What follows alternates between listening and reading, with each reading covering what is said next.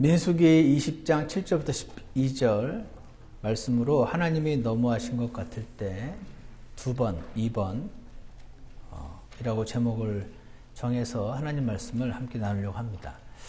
지난 시간에 우리가 살펴보았던 그 모세의 실패담 기억하시겠죠? 바위에게 말해라. 그러면 물을 내어주겠다라고 말씀을 하셨는데 모세는 그래서 바위야 물을 다오 이렇게 말을 하면 되었었는데 바위를 2번 친 사건이 있었습니다. 그래서 이 사건으로 모세가 그동안 진짜 고생 많이 했는데 인간적인 눈으로 보면 이제 가나안 땅을 못 들어가게 되죠.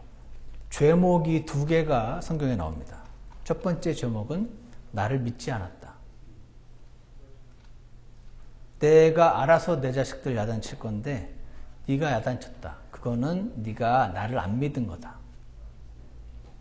그래서 너는 나를 믿었어야 됐고 나를 믿었으면 지금 너를 향해서 불평하고 감사할 줄 모르는 그 사람들을 이해해주고 너는 사랑해 줬어야 됐다. 그렇게 말씀하신 것이 첫 번째 죄목이었습니다. 어떻게 이 죄목에 동의가 막 되십니까? 2번째 제목은 나를 거룩히 구별하지 않았다. 다시 말해서 네가 화를 내므로 너는 나를 대표하고 있었기 때문에 네가 화를 내므로 내가 화내고 있는 줄 오해하게 했다.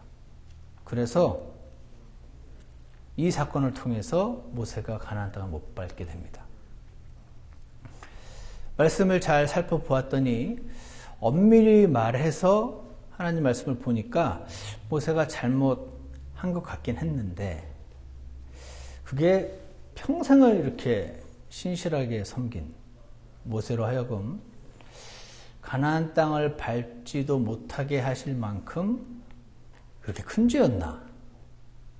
하나님 너무하신 거 아닌가? 이런 생각이 들 수가 있다 하는 것을 지난 시간에 우리 살펴보았었죠. 그래서 이 모세의 사건처럼 여러분과 제가 살아가면서 하나님이 좀 나한테 좀 너무 심하게 하시는 것 같다 라는 생각이 우리가 들 때가 있어요. 그때 모세를 통해서 우리가 무엇을 배워야 하는 것인가 살펴보려고 3가지를 살펴보려고 했었고요. 지난 시간에 첫 번째를 보았습니다. 오늘 나머지 2번째와 3번째를 살펴보려고 하는데요. 첫 번째 기억해야 될 것은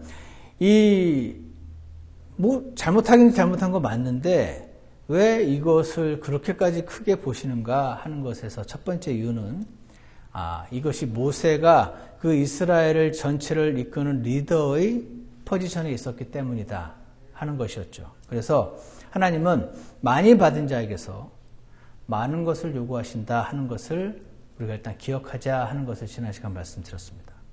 모세는 어떤 사람이었냐면요. 직접 시내산에 올라가서 하나님을 뵙고 직접 그 10계명의 돌판을 받았던 사람입니다. 하나님의 영광을 더 많이 본 사람이었습니다. 리더십 포지션에 있었습니다.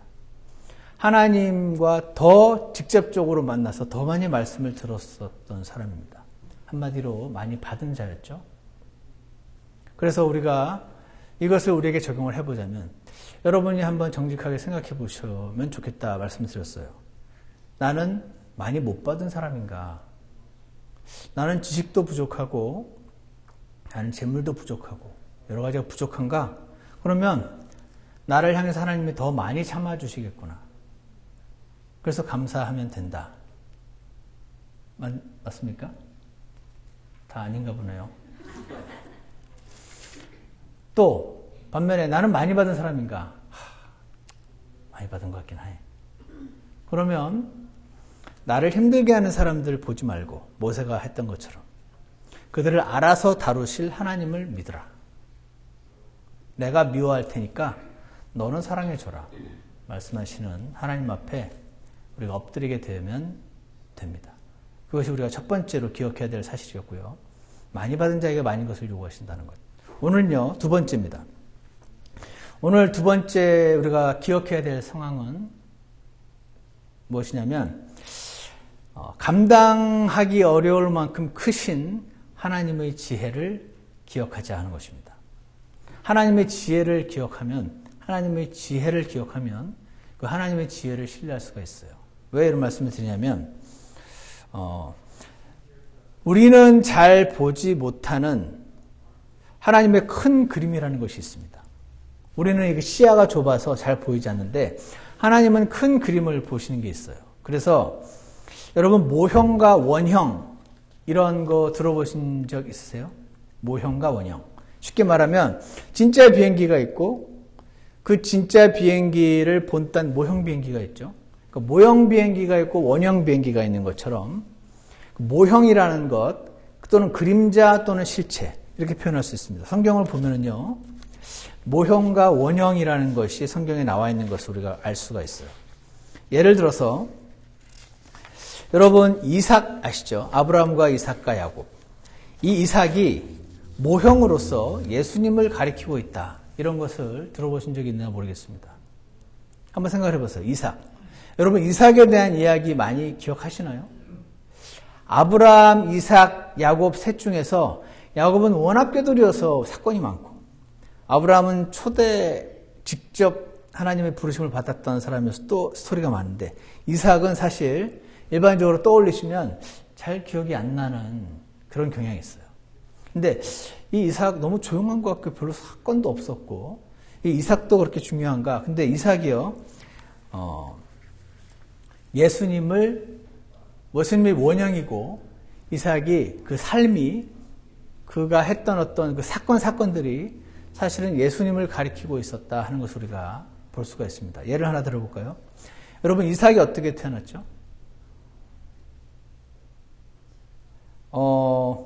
사라는 아브라함과 사라 사이에서 이삭이 태어났었는데 사라가요 갱년기가 지난 여인이었어요. 갱년기가 지나면 자식을 못 낳죠 원래. 근데 기적적으로 불가능한 조건에서 태어난 사람이 이삭이었습니다. 예수님도 마리아를 통해서 태어나셨는데 마리아는 남자를 모르는 처녀였습니다.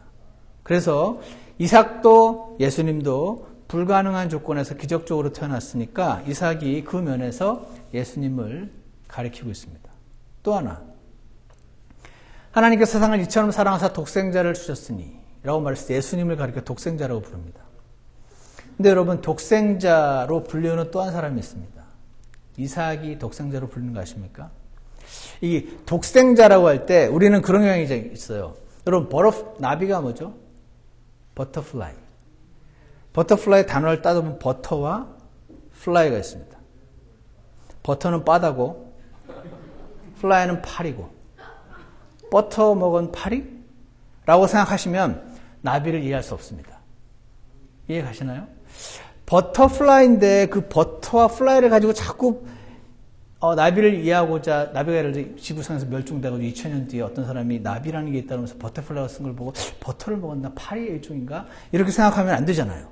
마찬가지로 독생자라고 됐으니까 독자 한 명 아들이라는 뜻인가 이렇게 그 단어에 있는 걸 가지고 이렇게 자꾸 뭔가 뜻을 유추하고자 하는 경향이 사람에게 있는데 버터플라이에 버터고 기니픽 아세요? 기니픽? 기니픽은 피그도 아니고 기니아 출신도 아닙니다. 약간 햄스터, 뚱뚱한 햄스터가 생긴 게 기니픽이더라고요. 기니픽의 기니도 아니고 픽도 아니고 버터플라이가 버터도 아니고 플라이가 아니고 독생자를 자꾸 독자구나. 3대 독자, 4대 독자처럼 생각하시면 안 되고 모노게네스라는 단어가 유니크하다는 뜻이에요. 성경에 천사들도 하나님의 아들들이라고 불리고 이스라엘도 하나님의 아들이라고 불린 적이 있고 여러 그 존재들이 하나님의 아들들이라고 불리는 사람들이 있었어요. 근데 예수님은 하나님의 아들이라고 불리는데 그 앞에서 말했던 그 하나님의 아들과 다른 독특한 방식으로 유니크한 방식으로 왜냐하면 하나님이 직접 사람의 몸을 입고 이 땅에 마리아의 몸을 통해서 오셔서 하나님 아들이라 불렸기 때문에 굉장히 독특하신 아들이다. 이런 아들은 이런 방식은 없었다. 라는 의미에서 뜻이 독생자예요. 왜냐하면 히브리서 11장 17에 이런 말씀이 있는데 제가 읽어드리겠습니다. 믿음으로 아브라함은 시험을 받을 때 이삭을 바쳤으니 기억나시죠? 창세기 22장에서 약속들을 받은 그가 아브라함이 자기의 독생자를 바쳤느니라. 라고 말할 때 이삭은 당시에 유일한 독자 아들이 아니었어요. 이미 그두라에게 태어난 아들들 여러 명이 있었고 이스마엘도 있었죠. 근데도 불구하고 이삭을 독생자로 부르는, 왜냐하면 이삭 같은 방식으로 갱년기 지난 상태에서 사라를 통해서 얻은 아들들은 아무도 없었기 때문에 이삭을 독생자라고 불렀어요. 이삭도 독생자로 불리는데 예수님도 독생자로 불리우죠. 그래서 이삭이 예수님의 모형이 된다는 것입니다. 이삭이요, 자기 친족으로부터 조롱과 핍박을 받았었습니다. 창세기 21장 9절에 보면 9절과 10절에 그 아브라함의 다른 아내들을 통해서 태어난 아이들이 이 이삭을 놀리고 조롱하고 막 깔깔대고 하는 장면이 나와요. 근데 마태복음 27장에 보면은 예수님도 친족들로부터 조롱과 핍박을 받는 장면이 나옵니다. 수제사장들도 서기관들과 장로들과 함께 그분을 조롱하며 이르되, 이 조롱이 마킹, 깔깔깔깔, 뭐라고 조롱을 했는지 기억하시나요? 이렇게 조롱했습니다.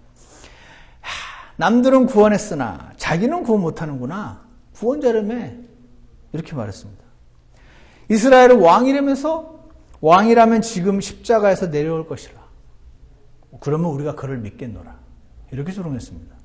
왕이라며, 구원자라며, 남들은 구원해? 자기부터 구원해봐. 이렇게 조롱했습니다. 그가 하나님을 신뢰하였으니 그분께서 그를 원하시면 이제 그를 건져내실 것이라. 하나님 안 건져내네. 하나님한테 버림받았네. 이렇게 조롱했습니다. 그가 말하기를 나는 하나님의 아들이라 하였도다. 이렇게 하도 자기 동족들이 막 조롱을 하니까 그분과 함께 십자가에 못 박힌 강도들로 같은 말로 그분을 욕하더라. 라고 마태복음 27장에서 말합니다. 이삭이 자기 친족들로부터 조롱과 핍박을 받았던 것처럼 예수님도 자기 친족들로부터 조롱과 핍박을 받았었습니다. 여러분, 이삭이 창세기 22장에서 아브라함이 이삭을 번제 허물로 불태워 죽이는 제물로 바쳐라라는 명령을 받는 장면이 나오죠. 그때 이삭이 그 불태우려면 나무, 그 땔감, 나무가 필요하잖아요. 그 나무를 아브라함이 번제 헌물에 쓸 나무를 취하여 자기 아들 이삭에게 지게 하고, 그 이삭이 그 나무를, 자기를 불태울 그 땔감, 그 나무를 등에 지고 올라갑니다. 이삭이 그렇게 자신이 스스로 나무를 지고 올라갔었던 것처럼 예수 그리스도께서 자신이 못 박혀 죽으실 그 십자가, 나무 십자가를 등에 지고 올라가셨죠. 그래서 이삭이 예수님을 모형 비행기, 원형 비행기처럼 가리키는 것을 볼 수가 있죠. 이삭이 아버지에게 버림받았었어요. 아십니까? 왜냐하면 죽이려고 했잖아요. 아무리 하나님이 죽이라고 했어도 진짜로 죽이려고 했어요. 아버지에게 버림받은 거죠. 근데 예수님도 아버지에게 버림받으셨었습니다. 9시쯤에 마태복음 27장 46절에서 큰 소리로 외쳐 이르시되 엘리 엘리 라마 사박다니 하시니, 이것은 곧 나의 하나님이여 나의 하나님이여 어찌하여 나를 버리셨나이까? 라는 말이라. 여러분, 순교자들의 그 역사 읽어보시면 정말 눈 감고 하나님을 찬양하면서 죽습니다. 거기에 비하면 예수님은 좀 멋지게 죽으시지. 하나님, 나의 하나님 막 이러셨나. 이런 마음 혹시 가져본 적 없으신가요? 이것이 왜 그러셨냐면 이삭이 아버지에게 버림받았던 것처럼 그 사건을 예수님께서 아버지에게 버림받았었음을 명확히 모형으로 보여주시기 위함이었던 것이죠. 예수님 부활했죠. 이삭이 부활했던 거 아십니까? 엄밀히 말하면 이삭은 죽지 않았었으니까 부활한 건 아니었어요. 그죠? 그런데 히브리서 11장 19절에서 하나님께서 심지어 죽은 자들로부터 능히 그를 일으키실 줄로 생각하였으므로 또한 그는 죽은 자들로부터 그를 모형으로 받았느니라 라는 말씀이 나옵니다. 아브라함은요, 하나님께서 이삭을 죽이라고 했을 때 진짜로 죽이려고 했어요. 왜냐하면 죽여도 하나님이 살리실 걸 믿었다는 거죠. 그래서 모형으로 예수님이 부활하셨던 것처럼 이삭이 죽은 자 가운데서 부활한 모형으로 제시되었다. 그래서 이삭이 모형으로 예수님을 가리켰던 것입니다.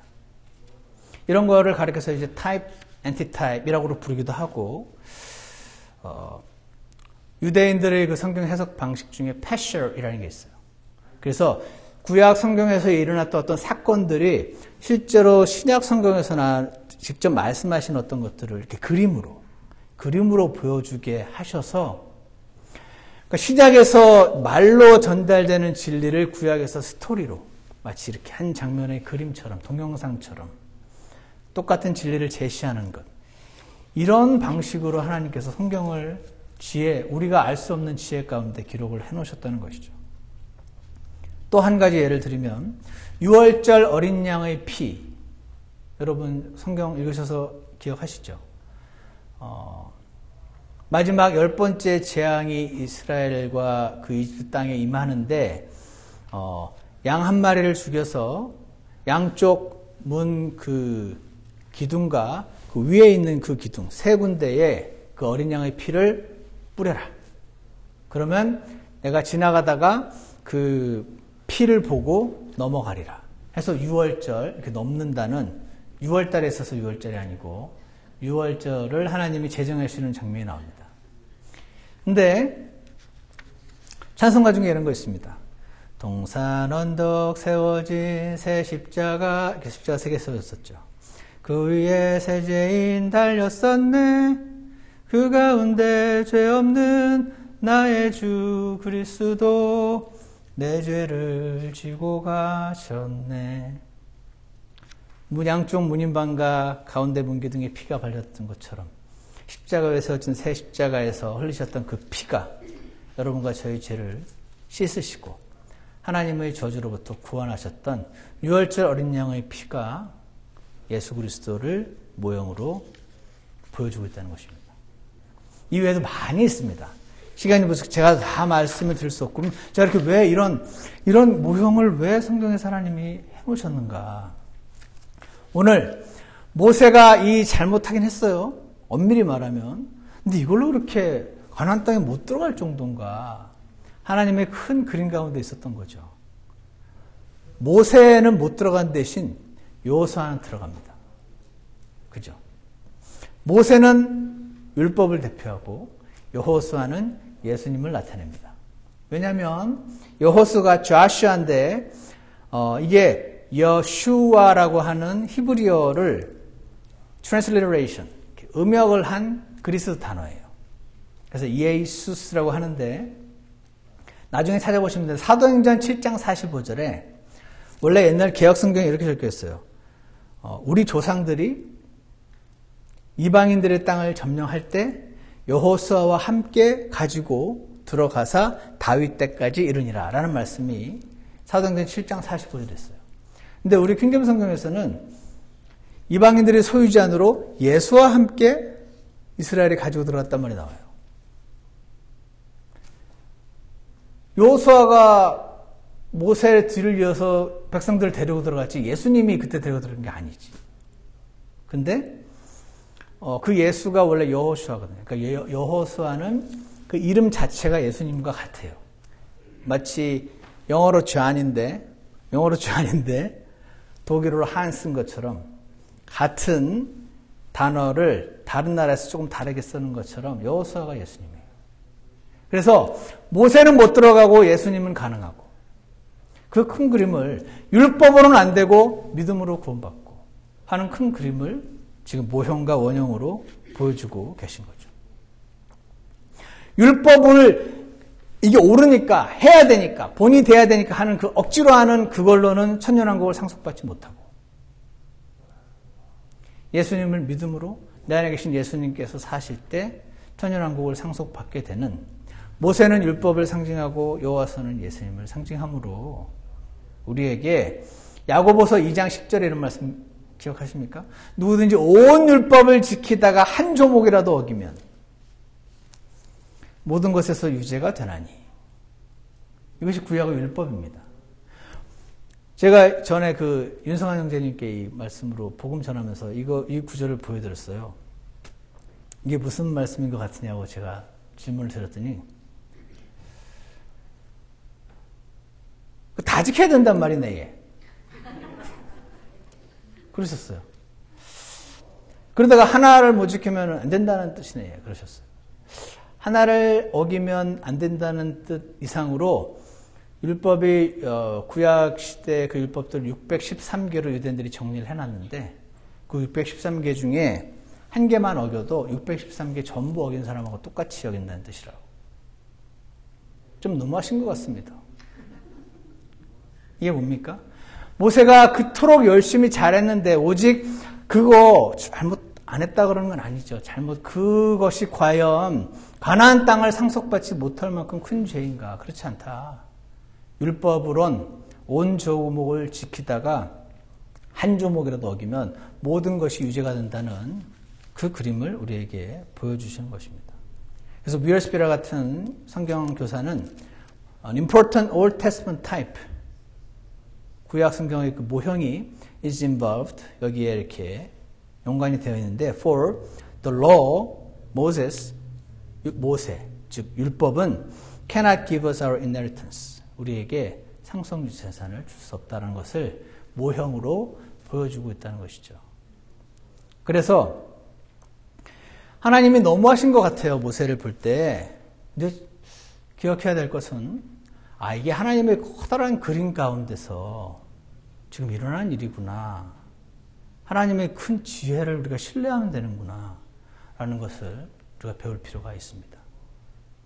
믿으십니까? 자, 여기까지는 알았어요. 오케이. 그러니까 모형으로 율법으로는 왕국을 상속받지 못한다는 걸 보여주시려고 한 거구나. 그건 알겠는데 목사님, 모세도 모세의 인생이라는 게 있지 않나요? 장기판의 말인가요?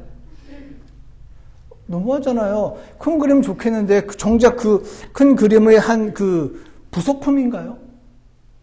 그 사람의 인생은 어떻게 되는 건가요? 이런 질문, 제가 했던 질문인데, 한 번 잘못됐다고 가나안 땅 밟지도 못하게 하는 이런 주인, 내가 과연 섬겨야 하는 것인가? 난 할 수 있을까? 나를 그렇게 장기판에 말처럼 쓰시는 건 어떡하나? 난 그렇게 쓰기 싫은데. 차라리 좀 리더십 포지션이 안 들어가고 그냥 이렇게 평범하게 살면 안 될까? 이런 질문을 하던 중 주님이 알려주셨어요. 여러분, 모세가 가나안 땅을 밟은 적이 있을까요? 없을까요? 모세가 밟았어요. 신명기에 보면 하나님이 여러분 지도가 제가 오늘 보여드리고 싶었는데 준비가 안 됐는데, 우리나라 대한민국 지도를 보시면 맨 밑에 한라산이 있죠. 제주도에. 맨 꼭대기에 백두산이 있어요. 그래서 우리도 표현하기를 한라에서 백두에서 한라까지 이렇게 표현을 합니다. 이게 이스라엘 땅이라고 치면 한 대전? 전체에서 대전쯤 되는 곳이 예루살렘이에요. 그리고 마태복음 17장에서 변형산 또는 변화산이라고 불리우는 사건이 있습니다. 예수님께서 제자들을 이제 어떤 산으로 데리고 올라가셨는데, 높은 산으로, 거기서 모습이 하얗게 변화가 되시면서 그때 모세와 엘리야가 나타나요. 예수님, 모세, 엘리야의 모습을 보고 베드로가 아주 기절을 하는 거죠. 그때 모세가 그 산 땅을 밟았어요. 그 산이 어디죠? 저는 예루살렘에 있는 옆에 있는 올리브산인 줄 알았어요. 근데 그거 마태복음 17장이 있기 전 16장에 보시면 16장 13절에 가이사랴 빌립보 지방에 들어오사라는 말씀이 나와요. 가이사랴 빌립보는 우리나라 지도로 치면 저기 함경도 저 끝에 부분, 이 가이사랴 빌립보예요. 그리고 나서 그 옆에 있는 산은 마운트 허먼 또는 헤르몬 산이라고 합니다. 나중에 궁금하신 분은 우리 이 성경책 뒤에 16페이지 보면은 나와요. 그래서 아까 말씀드린 그 대전쯤 예루살렘 있는 그 오른쪽쯤에 보면 느보산이라는 게 있어요. 모세가 거기서 죽었어요. 거기서 이렇게 구경만 올라가니까 위치가 보일 거 아니에요. 아, 여기가 우리 레위가 끌고 온 이 백성들이 들어갈 가나안 땅이구나 이렇게 본 거죠. 이스라엘 땅. 밟지도 못했죠. 근데 마태복음 17장에서 예수님이 변형되실 때 그때 모세와 엘리야가 나타나게 함으로 마운트 허먼은 북쪽에 있는 백두산에 해당돼요. 거기를 밟게 하셨어요. 그것은 우리로 치면 한라산에 서가지고 누보산에 서가지고 이렇게 대한민국 이렇게 생겼구나 이렇게 보기만 하고 아예 그 본토는 밟지도 못했던 모세를 하나님께서 영광스러운 모습으로 예수님 양옆에 둘이 세워서 저기 한라산이 뭐야? 부산에 있는 무슨 산이 뭐예요? 저기 제일 꼭대기 백두산에 세우심으로 더 영광스러운 모습으로 이 가나안 땅을 밟게 해주셨구나 하는 것을 우리가 알 수가 있어요. 제가 이 말씀 왜 드립니까? 아, 이 세상만 보면 모세가 꼭 장기판의 말 같았는데 사실은 아니었네. 사실은 하나님이 그렇게 사람이 부족해가지고 토사구팽하고 실컷 쓰다가 확 버려버리는 그런 주인이 아니신 거죠. 모세의 진짜 위치는 예수님 양옆에서 훨씬 더 영광스러운 모습으로 가나안에 들어올 것임을 보여주시는 거였습니다. 그 자리에는 여호수아도 아니었고 갈렙도 아니었고 바로 모세와 함께 하셨음을 우리에게 보여주세요. 그래서 그때 하나님께서 이 사람은 내가 사랑하는 사람이라고 나셨던 그 음성은 예수님이 듣고 모세와 엘리야가 듣고 막 좋아하라고 내셨던 음성이 아니고 너희들을 위해서 이 말씀하셨다는 말씀이 나옵니다. 너희들, 우리가 듣고 이 하나님의 큰 그림과 하나님의 큰 지혜가 이 모형과 원형으로 하나님이 움직이셨던 이 큰 그림 가운데서 모세를 이해하고 아, 이 세상이 전부가 아니구나. 이 세상만 보면 불합리해 보이는데 다가올 세상이라는 것이 그게 진짜구나. 하나님께서는 다가올 세상에서 모세에게 주실 영광을 보시면서 이 땅에 이거고 못 들어가는 거 아무것도 아님을 우리에게 보여주신 것입니다. 고린도전서 15장 19절에서 만일 우리가 이 세상 삶을 사는 동안에만 그리스도 안에서 소망을 갖는다면 모든 사람들 중에 우리가 가장 비참한 자니라. 이런 말씀이 있습니다. 여러분 11조도 하시고 막 헌금 열심히 많이 하시나요? 11조 많이 하면 그 믿음 보시고 하나님이 축복 주시나요? 어떤 축복 주시나요? 자식이 잘 되는 축복 주시나요? 제 주변에 11조 진짜 열심히 하더니 진짜 자식이 엄청 잘 되더라고요. 난 봤어. 난 확실히 믿어. 근데 여러분 11조 열심히 하면 자식이 잘 될 수도 있고 안 될 수도 있어요. 솔직히 잘 되는 케이스만 자꾸 보면 안 되지 안 되는 케이스도 있는데 그러면 어떤 일이 생기냐면 주님 제가 평상 11조를 빠뜨린 적이 없는데 어떤 목사님은 새 전으로 내라고 새 후가 아니고 새 전 11조라고 이렇게 강조하시는 목사님도 있어요. 내가 그래서 새 전 11조를 내가 25년 직장생활에서 한 번도 뛰어먹지면 어떻게 내 자식이 이렇게 될 수가 있습니까? 하는 사람이 나와요. 근데 잘못된 믿음이에요.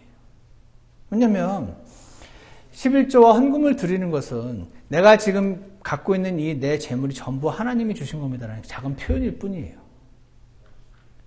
하나님이 나에게 건강을 주시지 않았으면 내가 이 일을 할 수 없었고 하나님이 내게 잡을 주시지 않았으면 제가 이 돈을 못 벌었습니다 라는 나의 믿음의 표현이 다 드리면 내가 못 살잖아요. 그래서 성경에 나와 있는 최소한의 것을 주님께 드리는 것 뿐이지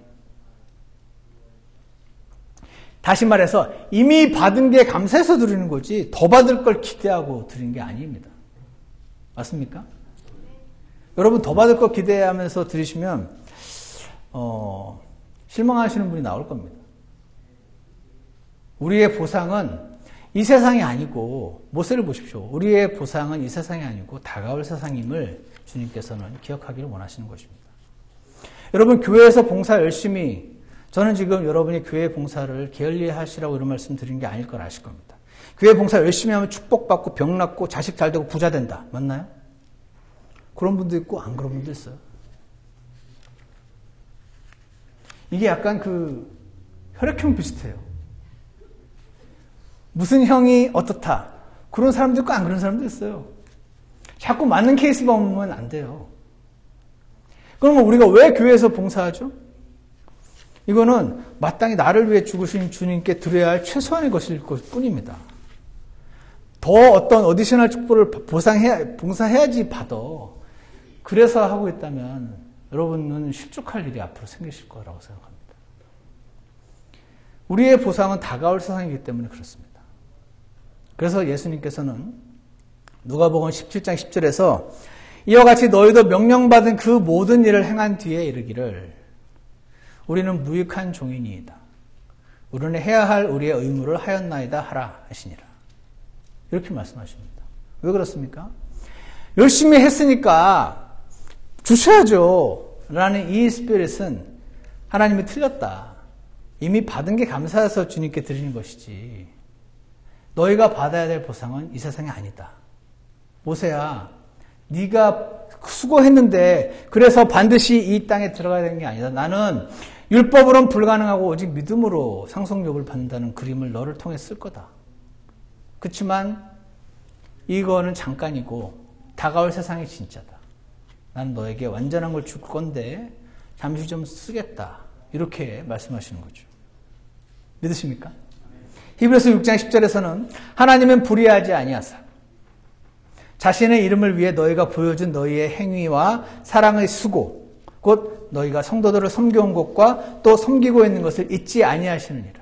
잊지 않으셔서 갚아주실 거예요. 근데 이 세상이 아닙니다. 이 세상에서 열심히 주님 섬겼더니 막 축복받고 자식도 좋은 데 가고 막 사업도 번창하고 그런 분도 있습니다. 안 그런 분도 있습니다. 그것은 다만 온 만물의 주인이신 하나님께서 긍휼히 여길 자를 긍휼히 여기시고 줄 자를 주실 뿐이지 하나님은 신약의 그리스도인들에게 그런 약속을 주신 적이 없어요. 고린도전서 15장 58절에서는 그러므로 내 사랑하는 형제들아 너희는 굳게 서서 흔들리지 말고 항상 주의 일을 넘치게 하라. 너희 수고가 주 안에서 헛되지 않은 줄 너희가 아느니라. 이렇게 말씀하시죠. 이 세상만 바라보면 모세도 너무 불쌍해. 안 그러신가요? 저희 자매 옛날에 운 적도 있어요. 불쌍하다고. 침례자 요한도 너무 불쌍해. 그런 개죽음이 있나요? 이 세상만 따지면 모세도 너무 불쌍하고 침례자 요한도 너무 불쌍하고 예수님은 안 불쌍하세요? 장가도 못 가고 33살에. 중경형제 또래인가요? 이 세상만 따지고 보면 모세도 그렇게 불쌍할 수가 없고 침례자 요한도 그렇게 불쌍할 수 없고 예수님도 그렇게 불쌍한 사람 아닙니까? 근데 다가올 세상이 진짜라면 얘기가 달라집니다. 오늘 그거를 보여주신 것이죠. 모세로 하여금 그냥 그 느보산, 그 남쪽에 있는 한라산에서 구경만 하게 하신 것 같은데 사실은 저기 백두산에 직접 예수님 양옆에 서서 밝게 해주신 그 하나님께서 지금 우리로 하여금 하나님이 너무하신 것 같은가? 많이 받은 자에게 많은 걸 요구하실 뿐이고 감당 못할 하나님의 큰 지혜를 기억하라고 말씀하시고 이 세상은 잠깐 있다 사라지는 세상이며 다가올 세상이 진짜라는 것을 우리로 하여금 기억하기 원하신다는 것을 여러분 잊지 마시길 원합니다. 저도 잊지 않기 원합니다. 그래서 우리가 우리에게 하나님은 불의하지 아니하셔서 여러분이 하신 모든 수고, 성도들을 섬겨온 모든 것들, 현재 섬기고 있는 것을 잊지 아니하시고 갚아주시는 주 하나님께 여러분 눈을 고정시키고 나아가기를 간절히 원합니다. 기도하겠습니다. 선하신 하나님 아버지 참으로 감사합니다. 오늘 모세의 삶을 통해서 우리에게 하나님의 우리가 알 수 없는 그 큰 그림과 큰 지혜와 하나님의 보상과 하나님의 주문함하심과 사랑을 저를 하여금 조금이나 맛보게 해주셔서 감사합니다. 하나님 아버지 우리 가운데는 이 세상에서 나에게 닥치는 여러 가지 일들로 인해서 마음의 어려움과 근심과 울음과 눈물 가운데 계신 분들도 많이 계심을 주님 앞에 고백합니다. 선하신 하나님께서 저희들의 기도에 응답해 주시고 저희가 눈을 들어서 온 우주의 지혜의 하나님 바라보게 해주시고 많이 받은 자에게 많은 것을 요구하시는 하나님 앞에 겸손하게 해주시고 그리고 이 세상이 전부가 아니라 다가올 세상이 진짜라는 사실을 기억하게 하셔서 나에게 악하게 대하는 자를 주님의 시각으로 보게 해주시고 주님의 긍휼로 대할 수 있는 은혜를 허락해 주시기를 간절히 원합니다. 모든 영광을 주님께서 받으시기 원하며 예수 그리스도 이름으로 기도드렸습니다. 아멘. 우리 다 같이 일어나셔서 찬송가 이 세상은 내 집 아니네 함께 부르시겠습니다.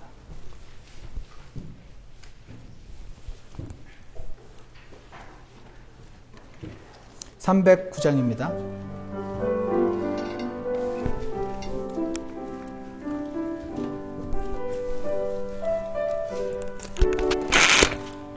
죄 많은 이 세상은 내 집 아니네.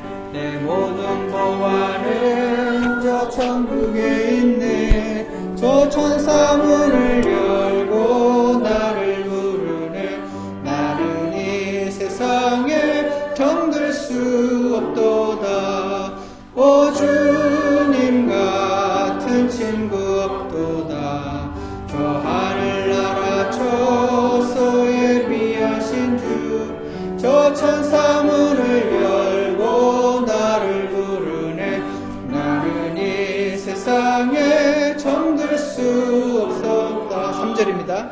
날 사랑하는 주님 거기 계시네. 문을 열고 날 기다리네. 주 만날 그날까지 달려가겠네. 나는 이 세상에 정들 수 없도다. 오 주님 같은 친구 없도다. 저 하늘나라 저 예비하신 주, 저 천사 문을 열고 나를 부르네.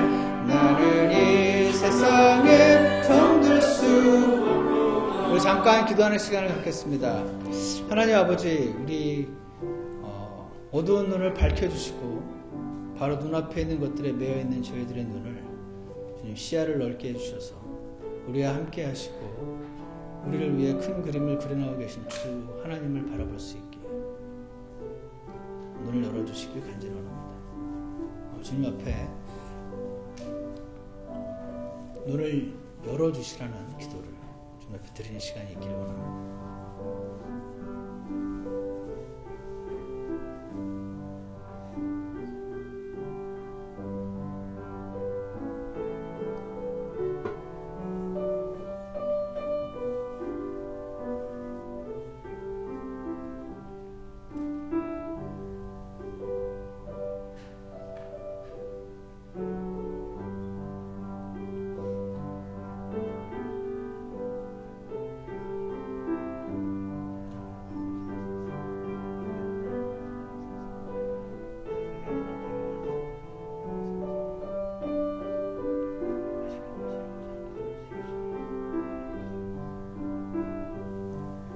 기도가 끝나신 분들은 함께 4절 부르시겠습니다. 저 영광 나라에서 길이 살겠네. 손잡고 승리 노래 부르는 성도, 이 기쁜 찬송 천지 울려 퍼지네. 나는 이 세상에 정들 수 없도다. 오 주님 같은 친구 없도다. 저 하늘나라 저 예비하신 주, 저 천사 문을 열고 나를 부르네. 나는 이 세상에 정들 수 없도다. 하나님 아버지, 지금까지 지내온 것 정말 주님의 은혜임을 이 시간 다시 고백합니다. 지난 날을 돌아볼 때에 그때는 보이지 않았었지만 하나님의 선하신 손길이 있었음을 주님 앞에 고백합니다. 하나님 아버지, 지금 우리의 눈이 어두워서 시야가 좁아서 보이지 않는 하나님의 손길을 볼 수 있도록 주님 우리에게 은혜를 허락하여 주시옵소서. 하나님이 너무하신 것 같다는 느낌이 들 때에 주님 눈을 들어 하나님을 바라보게 하시고 하나님의 크신 지혜를 신뢰하게 하시고 주님께서 은혜를 허락하셔서 우리 눈을 열어주셔서 우리 옆에 계신 나와 함께 하신 하나님을 볼 수 있도록 축복해 주시기를 간절합니다. 감사를 드리며 예수 그리스도 이름으로 기도드렸습니다. 예배를 마치겠습니다.